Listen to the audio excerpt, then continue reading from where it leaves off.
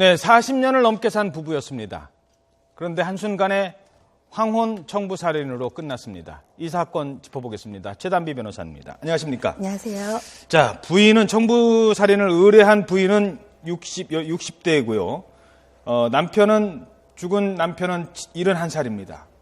이 나이에 40년을 산 이 나이에도 이런 청부 살인을 저지르는군요. 일단 범행 동기가 구체적으로 어떻게 나오고 있습니까? 네, 앞서서 저희가 이 기자 리포트에서도 봤지만 42년을 함께 산 부부입니다. 아내는 60세가 넘었는데요.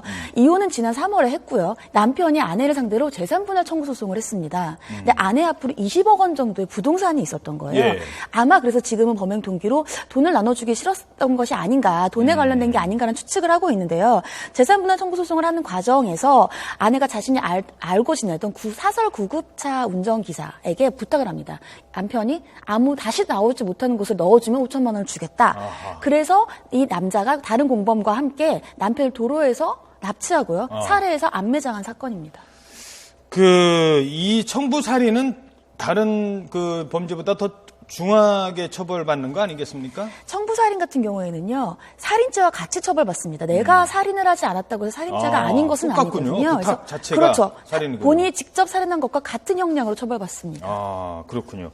자, 게다가 5천만 원에 사람을 죽여요, 3명이. 이것도 좀 이해가 안 돼요. 그 돈이 그렇게. 그렇죠. 사실은 청부살인이라고 하면 저희는 이제까지는 TV에 아니면 영화에 나오는 것들 소재인 것으로 보통 생각을 했었는데 예. 최근에는 우리 사회에서 심심치 않게 볼 수 있습니다. 얼마 전에도 굉장히 큰 이슈였던 전 시의원 청부살인 사건도 있지 않았습니까? 이제는 정말 돈을 얼마를 주면 아니면 어떠한 내가 저 사람에게 신세를 갚기 위해서 그런 목적으로 청부살인을 의뢰받고 행하는 경우들이 실제로 속속 발생하고 있습니다. 예. 자, 좋습니다.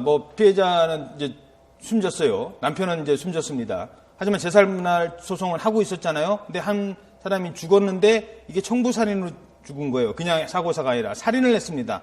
이 소송은 영향을 미칠까요?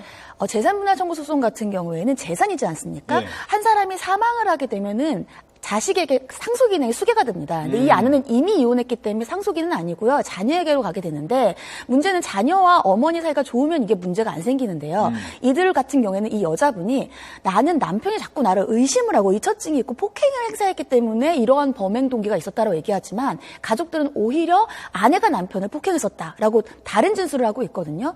이런 진술에 비춰보면은 자녀분들과 이 엄마의 관계도 안 좋을 수가 있습니다. 그렇다면은 소송을 승계받게 되겠죠. 아, 그렇군요.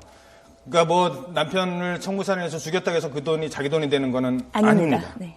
물론 상황에 따라 다를 수 있겠지만.